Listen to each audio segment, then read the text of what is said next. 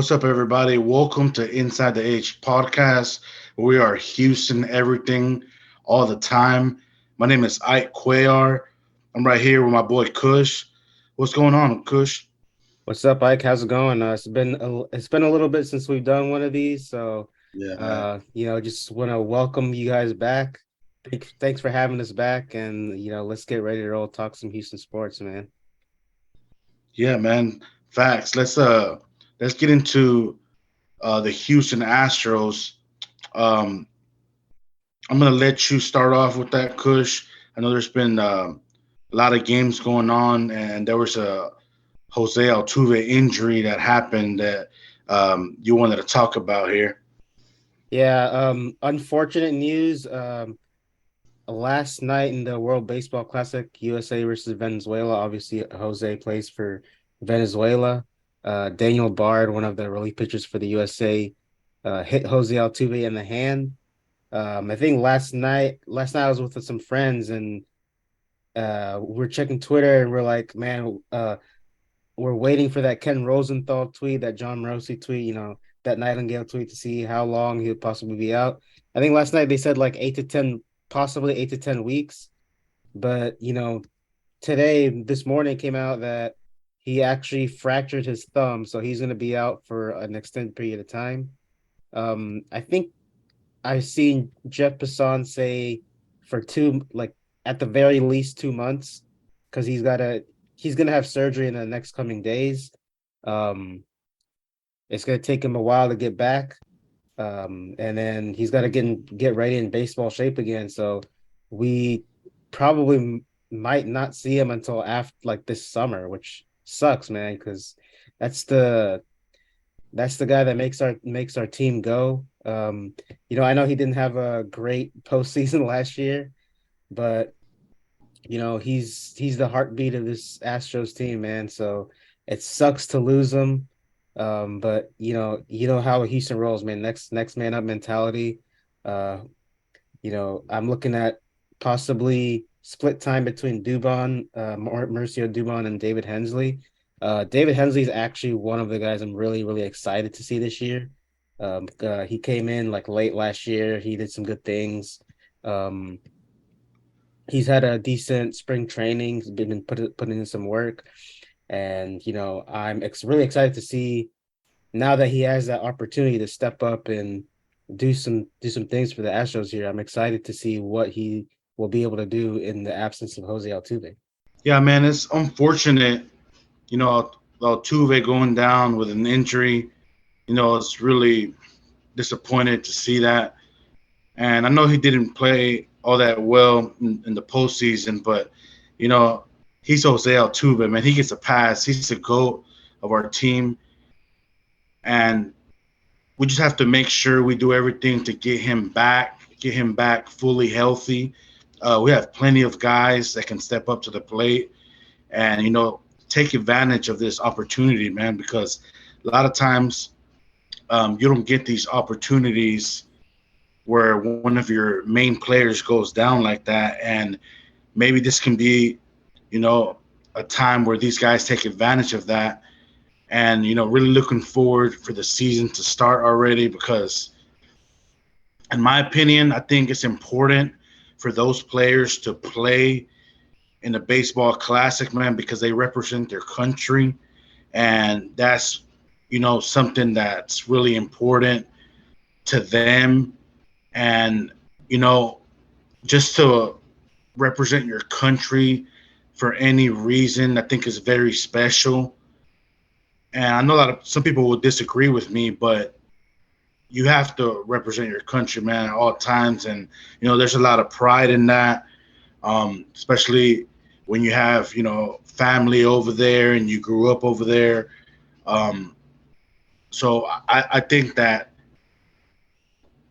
as far as the players having a decision to play in that classic, it's really up to them. But you can't blame the guys for just going out there and wanting to represent their country. Yeah, and there's been a lot of debate like in the past week about There's some players that, were proud to put on that uniform and represent their country. Some players that were like, okay, well, the most important thing for me personally is to, go through spring training, try to prepare for the season, and hopefully try to win a World Series, right? And to me, I understand both, aspects of it. I understand both points of view, which is why, like, I'm not going to kill a guy for wanting to forego the World Baseball Classic and prepare for the season, right? Because, it's at the end of the day, it's the player's choice. As fans, I know it's easy to be like, after the injury, to be like, oh, he shouldn't have played. If he wouldn't have played, then he wouldn't have got hurt. But I think in the reality of the situation is that injuries happen. It could have happened in spring training, could happen during the regular season, could happen in the postseason.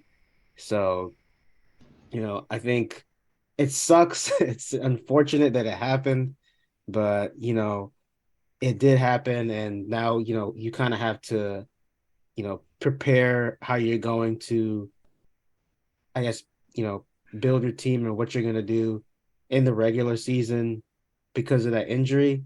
And yeah, I mean, I woke up this morning, I saw that, and I was like, man, let me not let me not let this ruin my whole day today, man. Yeah, man.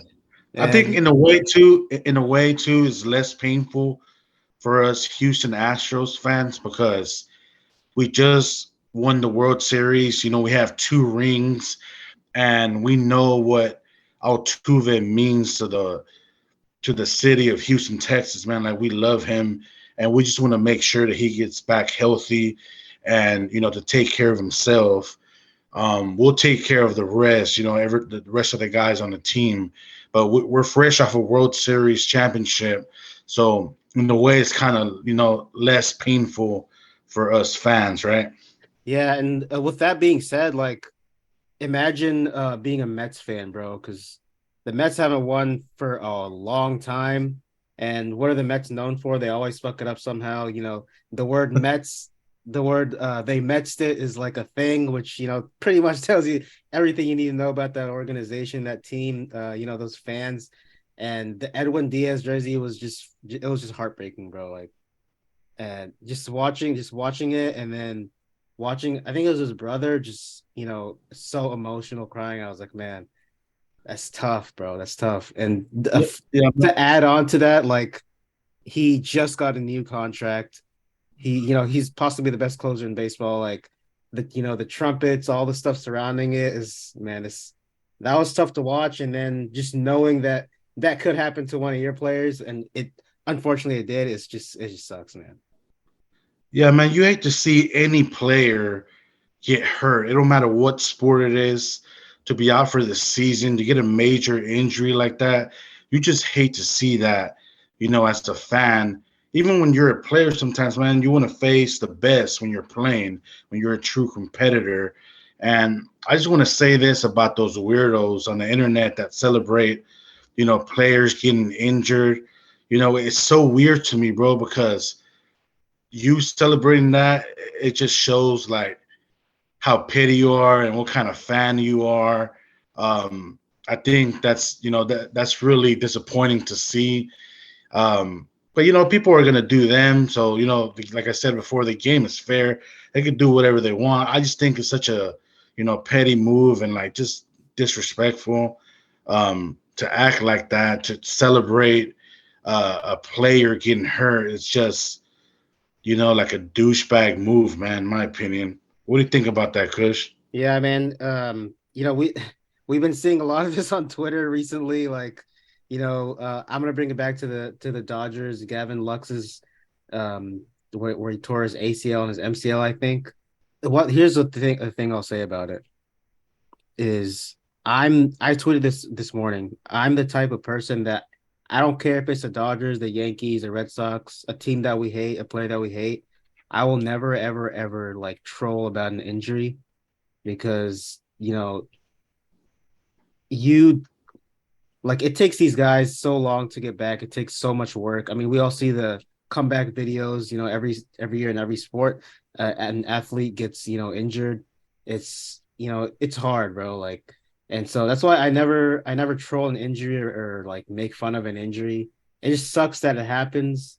Um, and the people that trolled injuries are, I'm gonna be honest, most of them, they're no Abby Twitter user fucking losers. They don't have a Facts. life, and so, and I mean that's pretty much what it is. And like the thing we have to remember about social media and Twitter and Instagram and all that stuff is people will say a lot of shit online that they're not going to say in person. So Yeah, just that's got to keep facts. that in mind. The game is fair. Yeah, the game is fair. They can say, they could do what they want. Um, with that being said, let's pivot to the Houston Texans now. Kush, free agency has started, and the Texans have made a lot of moves already. Um, really don't remember an off season like this where we were this aggressive this early. There's a lot of great moves, great signings that we did. Credit to D'Amico Ryans and Nick Casario for really getting some guys that I think are gonna help us a lot next year. I was really impressed. I should say I really liked the signings of Sheldon Rankins, and then um, the other defensive tackle we got. Um, I think it was Hassan Ridgeway yeah, Richway. who's on the 49ers. With those two signings, I feel like we're gonna improve our running defense to stop the run um, very fast because those guys have great success in doing that. And that was one of the weak parts of our team the last couple of years. We could not stop the run to save our lives. And, you know, in football, there's a saying that you win the game in the line of scrimmage.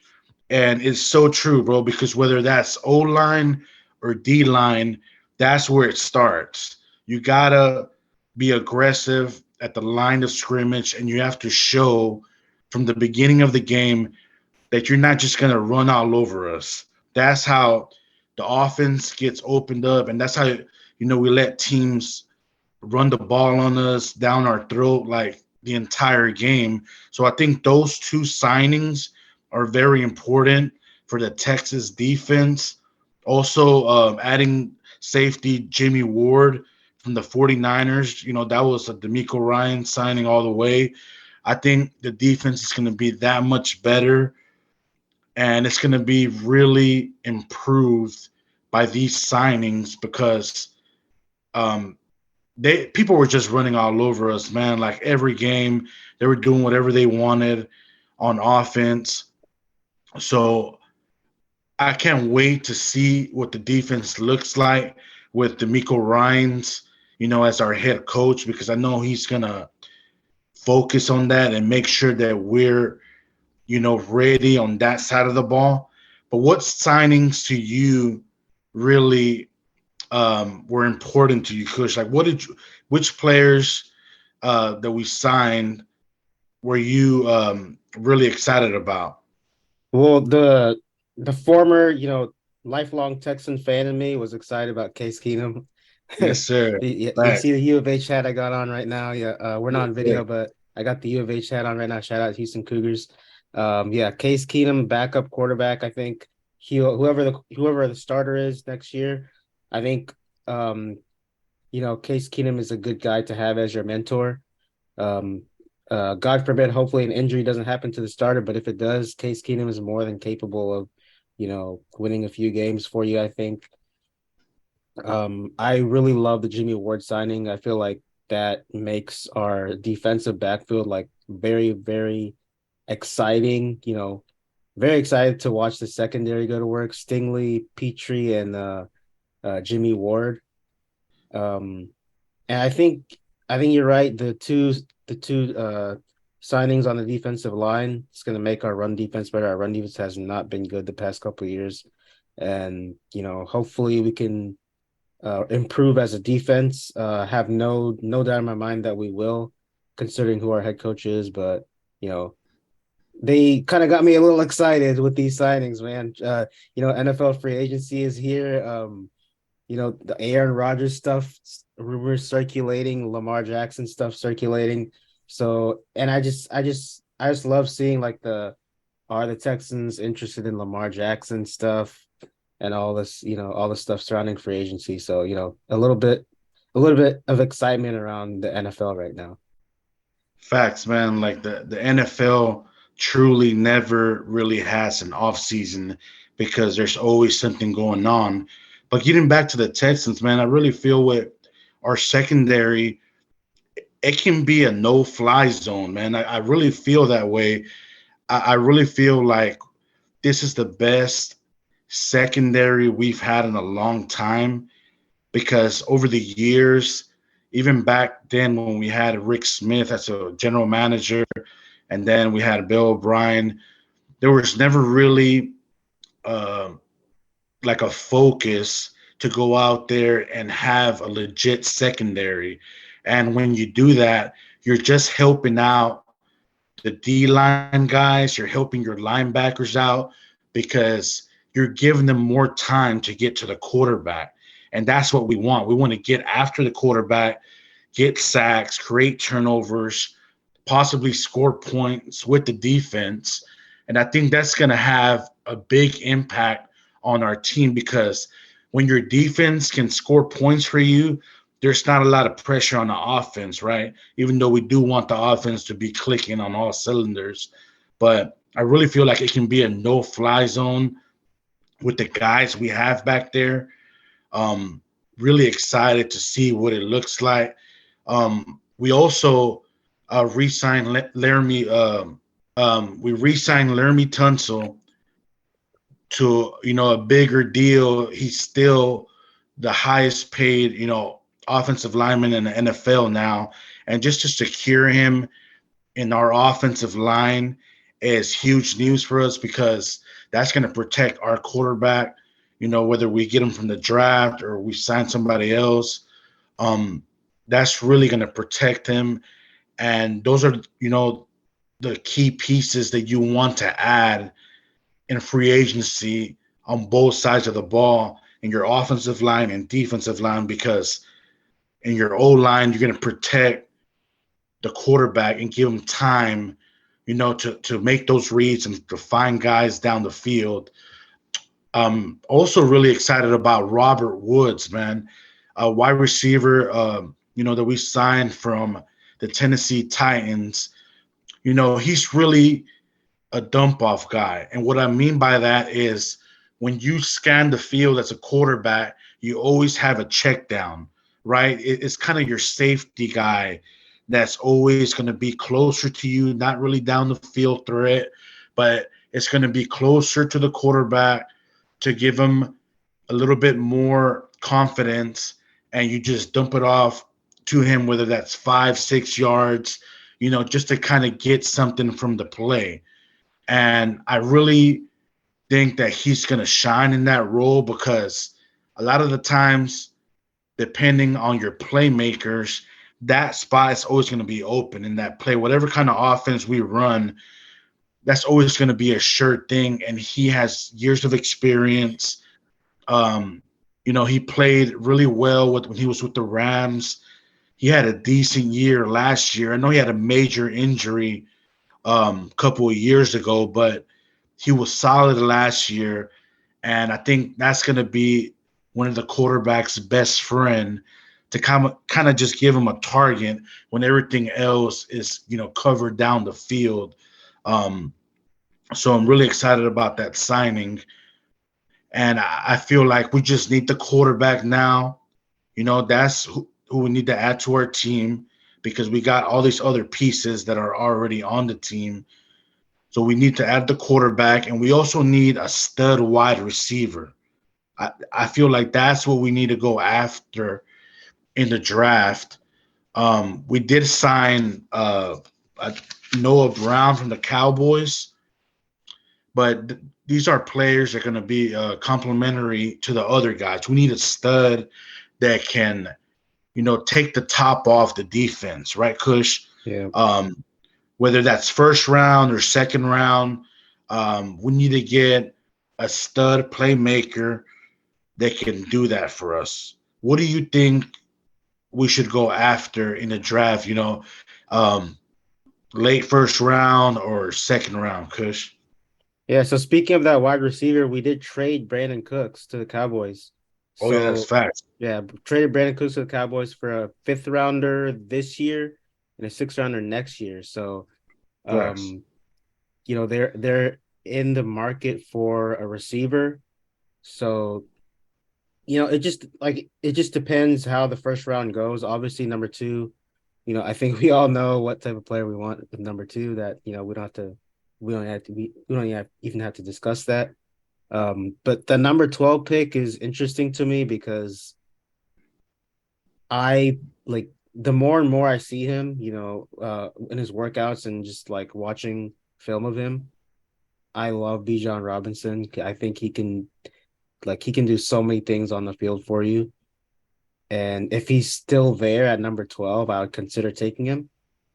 If not, um, I really like Jackson and Jigba Smith from Ohio State. I think he's going to be really, really good. But we'll just have to see how the draft shakes out, man, because you never know what's going to happen. Um, who called the Carolina Panthers trading for number one? They made that deal with the Chicago Bears, so now they might look to get CJ Stroud. They might look to get Bryce Young. We don't know what's going to happen at number one. So, we'll have to see how the draft shakes out. But I think these two guys, and Bijan Robinson and Jackson Jigba Smith, are two of the guys that I'm hopefully looking forward to us drafting at number 12. Yeah, facts, man. I agree with that. And let me say this about the Carolina Panthers, trading up to the number one pick. For everything that Chicago got back from that trade, like the Chicago Bears need to be wearing a Lovie Smith patch on their jersey this year because this is the man that literally made all this shit happen for them. And I don't know if you saw everything they got back, but they got a lot back and they can now move forward and build their team to add all these important pieces where I feel they're going to be, successful in the coming years, man. With Justin Fields, and then that they got DJ Moore from that trade, which is a solid receiver, plus all the other picks, man. Like they need to be wearing a Lovie Smith patch this year because this is the man that made it happen. Which we're not really fans of right now because everything that happened, but they can draft whoever they want to, like whether it's CJ or it's Bryce Young, they need to make that decision. And we don't need to do nothing with them. We don't need to negotiate with them. Let them draft wherever they want to. There was rumors that they were going to draft Bryce Young. I don't know how true that is, but some of the odds from Vegas said that CJ Stroud was the number one overall pick. That's what the odds were saying. So who knows which way they go on that, but whoever they don't pick, that's going to be our quarterback pretty much, in my opinion. Yeah, And go ahead. and I think another guy we haven't done a podcast for a while, but another guy who's shining the combine, Anthony Richardson. He's I mean, dude's a freak athletically. Um, when the like when he first came out and like there was hype surrounding him, I was kind of like, okay, maybe he's a project. Maybe he'll go like, mid late first round, but he killed it in the combine. And who's to say that they don't get Anthony Richardson or we don't get Anthony Richardson? So like I said, we don't know what the hell's gonna happen, man. So that's Yeah. why that's why I go back to the last game of the season and I'm like, man, we should have lost that game and got that first pick because now like it would have been certain, but now we have to face all this uncertainty. We don't know who's gonna go number one, man. So there you have it. Yeah, facts. I mean, I still feel like the drop off between the second and the third best quarterback is kind of a big difference from how it's in terms of how good they are and what they did in college and what they're projected to be as a player. I mean, he could be a stud for all we know. Anthony Richardson, he can be one of the best players from the draft, but there's still a big drop off. So, like you said, we'll see what happens there. Um, I'm so ready for this draft to know who our quarterback's going to be because that's going to bring a lot of excitement to the city. We got our head coach. We did all these signings. I still need to see the new uniforms or alternate jerseys, whatever they are, coming out, man, just to get the city back, get the fan base back going. Really excited for that. Did you want to touch anything else Texas related, Kush? No, man, I'm just excited for the draft, man. We've been looking forward to this, to be honest, all year long, dating back to last year. Um, some would say dating back 2 years ago. So, when we made that, trade, we traded Deshaun Watson for all those picks. So we actually been waiting for this day since all the way back then. So, just excited about everything going on with the Texans right now. The whole D'Amico Ryan stuff. I truly believe it's a new era in Texans football. So, and it starts right here. So we're excited. I think you're excited. Um, just waiting to see who we draft, man.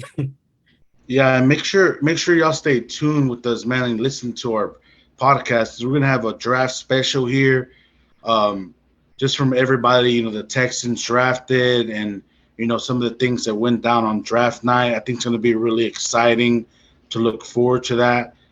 We have a lot of draft capital, and Nick Casario, has shown that you know, anything's on the table, man, when it's draft time.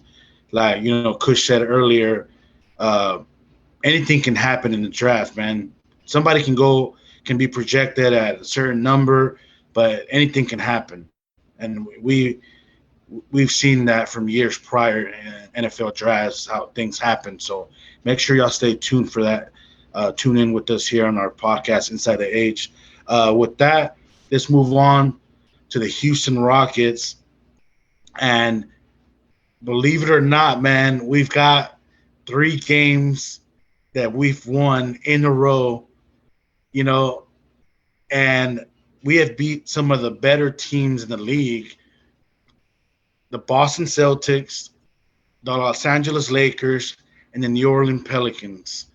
So this really came out of nowhere, and because of how well Jabari Smith Jr. has been playing, it almost feels like there was a switch that was flipped from him because I feel like it started the game versus the Pacers where he dropped 30.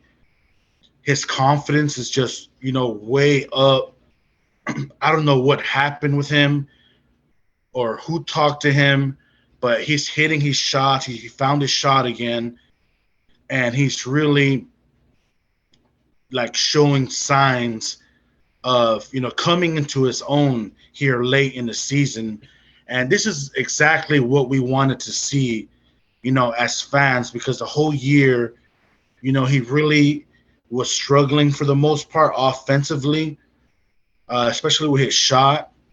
But he has been playing so well, and I think it's just a matter of him, picking his spots and just being more confident, like having more confidence out there on the basketball court, man.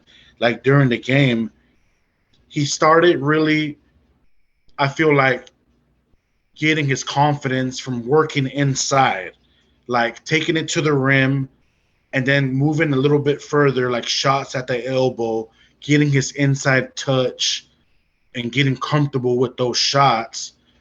A lot of times it's almost like a drill when you're practicing your shot because it's like touch shooting, right? So when you work on your shot from the inside, you work on your form and you work on shooting the same shot every single time. And you can't do anything but get better from that. Your form is good. You have more confidence, especially when you're working from the inside out. Now you can step out and make those threes the way he has been, Kush. And really, excited to see this because he's one of the rookie. He did he scored 20 points. I believe it was 3 games, 20 points and 10 rebounds in 3 games as a rookie. So in that stretch, Kush, Jabari Smith is the first teenager in NBA history to have 3 straight games with 20 points and 10 rebounds, which is really impressive. And some of the company he was with, I think he was in there with Hakeem Olajuwon, the last player to do it.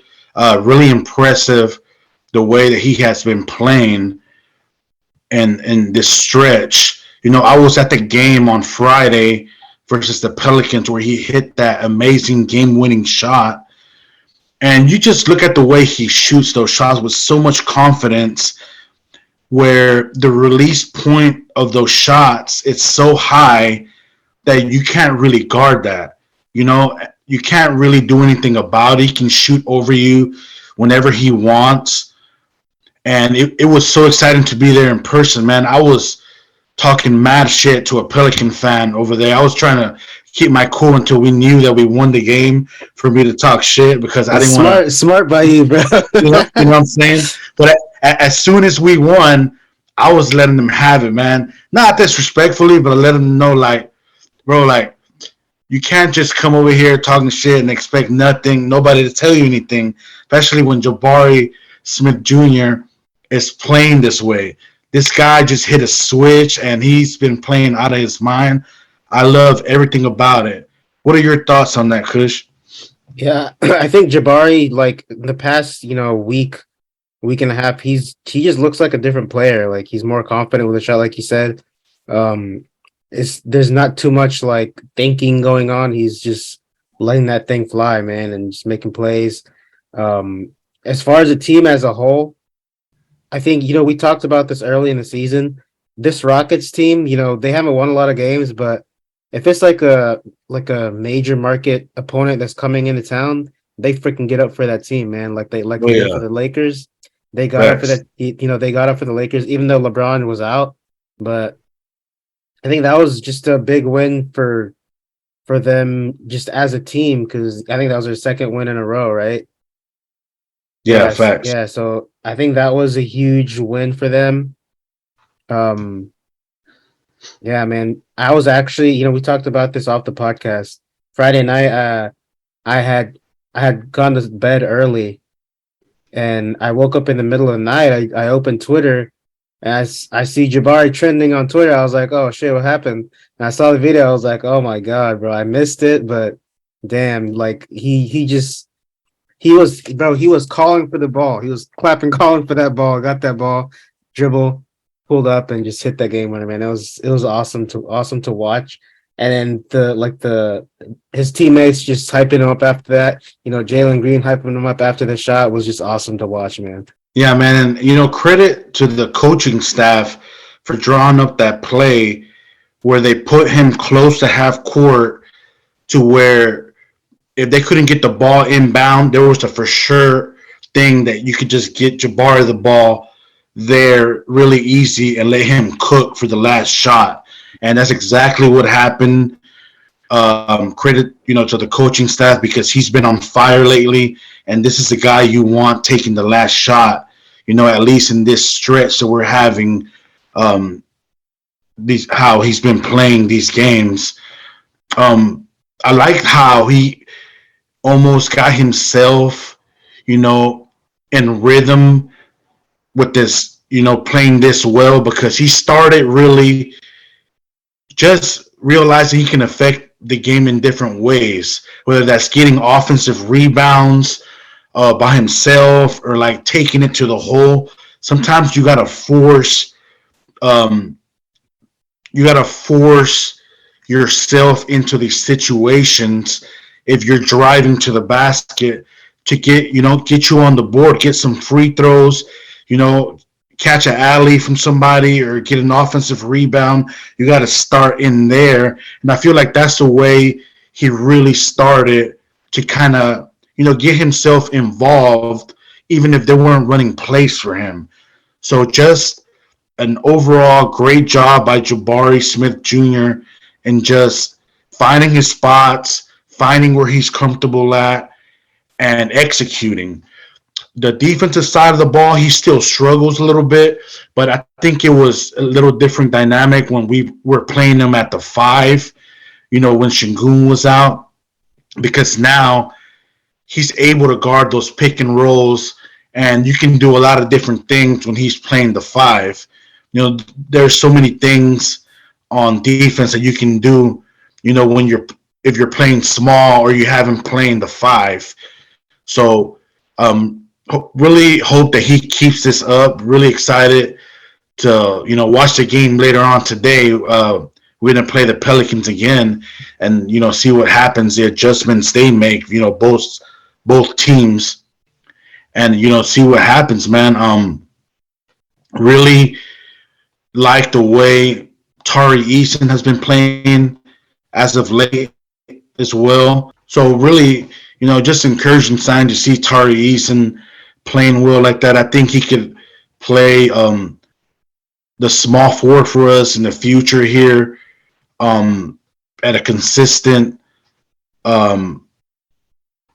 in a consistent role, contributing to this team.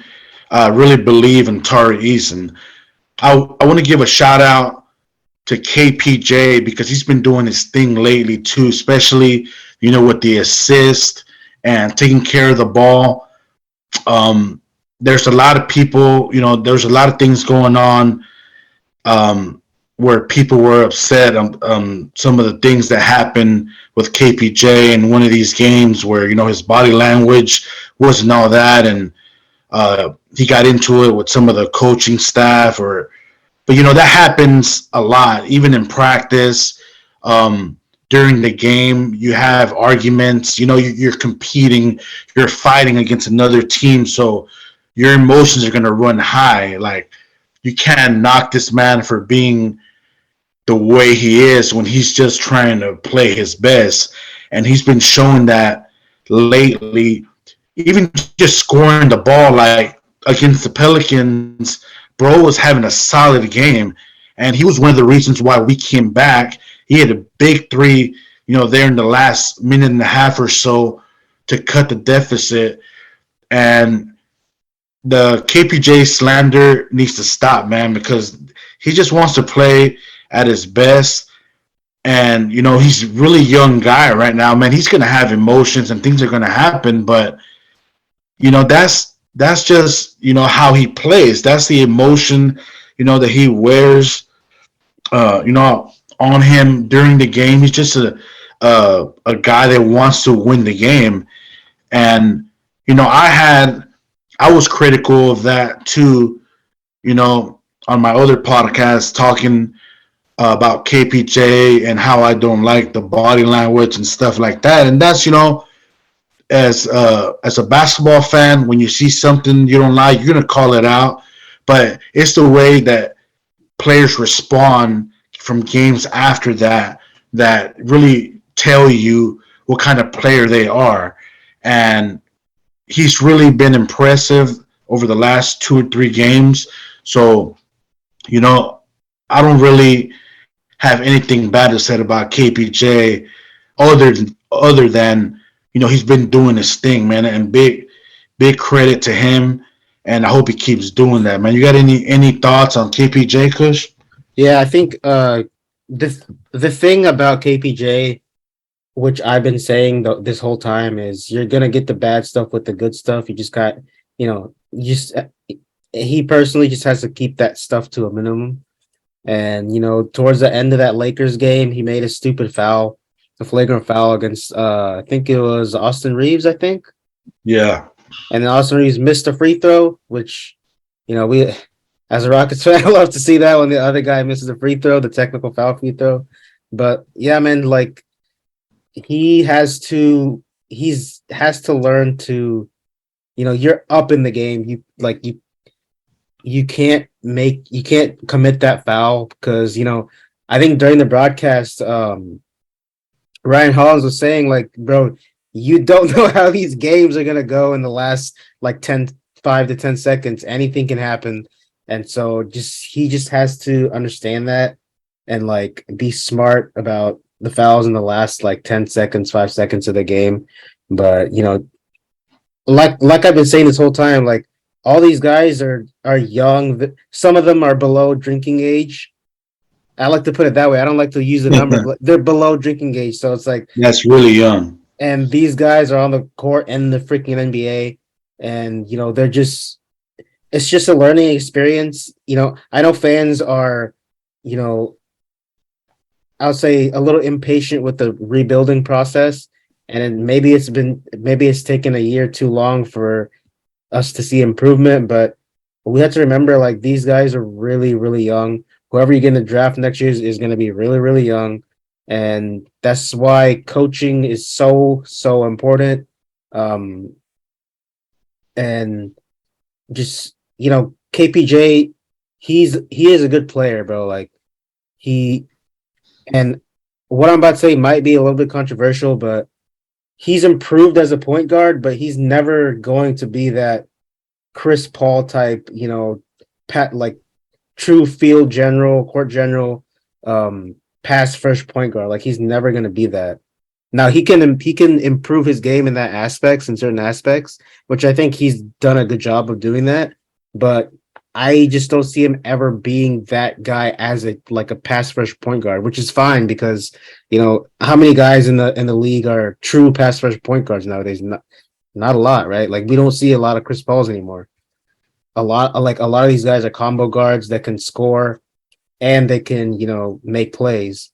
And I think KPJ, like I still have a lot of faith in him, even though a lot of people have lost faith in him for whatever reason. I still have a lot of faith in him that he's going to be a really, really key piece going forward in the future for the Rockets. Yeah, facts. I get what you're saying. It's more of like nowadays you don't need a traditional point guard to win, right? You can have a point guard that's a score first type of guy, kind of like he is, and still be successful. But he fucked up that game because of that. You have to play until the clock says 0-0-0.